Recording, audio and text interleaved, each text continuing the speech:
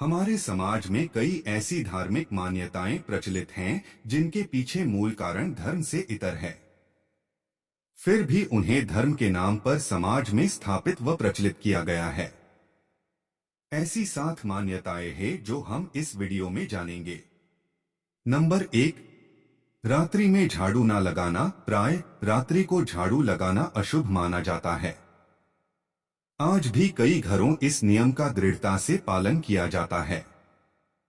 इसके पीछे धार्मिक मान्यता है कि रात्रि में झाड़ू लगाने से संपन्नता चली जाती है।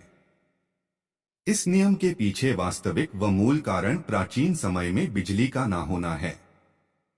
प्राचीन समय में विद्युत की कोई व्यवस्था नहीं थी। लोग अपने घरों में दीपक, लालटेन इत्यादि से प्रकाश की व्यवस्था किया करते थे, जिनका प्रकाश पर्याप्त नहीं होता था। ऐसे में यदि कोई महत्वपूर्ण वस्तु रात्रि के समय कहीं गिरकर खो जाए तो वह पर्याप्त प्रकाश के अभाव में झाड़ू लगाने से घर के बाहर फेंकी जा सकती थी। इसलिए इसे संपन्नता की धार्मिक मान्यता से जोड़कर प्राचीन समय में रात्रि में झाड़ू लगाने का निषेध था। नंबर 2, कांच का टूटना। कांच का टूटना भी अशुभ समझा जाता है। इसके पीछे वास्तविक कारण व्यक्तिगत कुशलक्षेम है।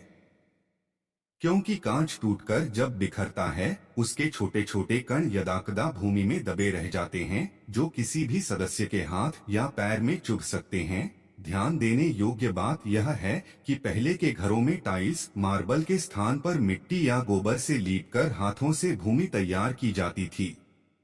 ऐसे में कांच के टूटने पर उसके टुकड़े घर के सदस्य को चुभकर चोटिल कर सकते हैं। क्योंकि कांच के टुकड़े अत्यंत महीन होते हैं, वह आसानी से साफ करने में नहीं आते, इसलिए लोग कांच के टूटने को लेकर अत्यंत सावधान रहें। इसलिए इसे धार्मिक मान्यता से जोड़कर अशुभ बताया गया है। नंबर 3, स्वर्ण का खोना। आज भी समाज में सोना गुमना भी अत्यंत अशुभ माना गया है। इसके पीछे धार्मिक मान्यता है कि स्वर्ण के खोने से श्री समृद्धि चली जाती है। यह तथ्य सर्वविदित है। स्वर्ण अत्यंत बहुमूल्य वस्तु होता है। यह केवल आकर्षण ही नहीं अपितु श्री संपन्नता का प्रतीक भी है। वहीं स्वर्ण व्यक्ति को आर्थिक संकट के निवारण करने में भी बहुत सहायक होता है। आज भी कई घरों में गंभीर आर्थिक संकट आने पर स्वर्ण आभूषण गिरवी रखकर धन की व्यवस्था की जाती है। इतनी मूल्यवान वस्तु का खोना आर्थिक हानि का कारण बनता है। इसी तथ्य को दृष्टिगत रखते हुए स्वर्ण को अत्यंत संरक्षित रखने के उद्देश्य से इसे धार्मिक मान्यता के रूप में प्रचलित किया गया है। नंबर 4, सूतक। धार्मिक मान्यताओं में सूतक का अहम स्थान है। घर में जब किसी का जन्म हो या किसी की मृत्यु, घर के सदस्यों को सूतक का पालन अनिवार्य होता है। सूतक के पालन के पीछे मुख्य उद्देश्य स्वच्छता व संक्रमण से रक्षा करना होता है।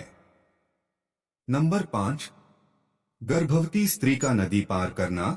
गर्भवती स्त्री का नदी पार करना अशुभ माना जाता है।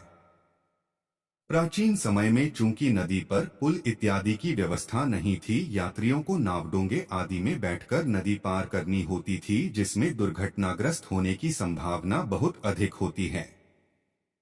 गर्भवती स्त्री एवं गर्भस्थ शिशु को इस प्रकार की दुर्घटनाओं से सुरक्षित रखने की दृष्टि से यह धार्मिक मान्यता स्थापित की गई। नंबर 6, देहरी पर नहीं बैठना। आज भी कई घरों में देहरी पर बैठना अशुभ समझा जाता है। इसके पीछे मान्यता है कि देहरी पर बैठने से आयु क्षीण होती है। इसके पीछे कोई ठोस कारण ना होकर केवल हमारी पौराणिक कथा का संदर्भ ही है।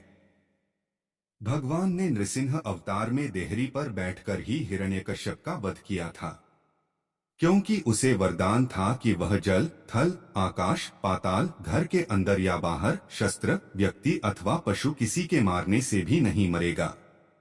तब भगवान विष्णु ने नृसिंह अवतार लेकर देहरी पर बैठकर अपनी जंघाओं पर लिटाकर अपने नखों से हृदय विदीर्ण कर हिरण्यकश्यप का वध किया था। इस मान्यता के अनुसार देहरी पर बैठना आयु के लिए हानिकारक समझा जाता है। नंबर 7, पैर पर पैर रखकर नहीं सोना। पैर पर पैर रखकर सोने से भी आयु क्षीण होने की मान्यता है। इसके पीछे भी पौराणिक कथा का ही संदर्भ है, क्योंकि भगवान कृष्ण के पैर में मणि थी जो सदैव चमकती रहती थी। एक बहेलिये ने जब इस मणि को देखकर किसी हिरण की आंख समझकर तीर चलाया, तब श्री कृष्ण अपने एक पैर पर दूसरा पैर रखे त्रिभंगी मुद्रा में विश्राम कर रहे थे।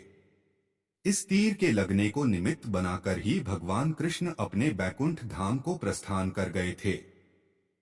इसी कथा के संदर्भ में यह सामाजिक मान्यता प्रचलित हो गई कि पैर पर पैर रखकर सोने से आयु क्षीण होती है।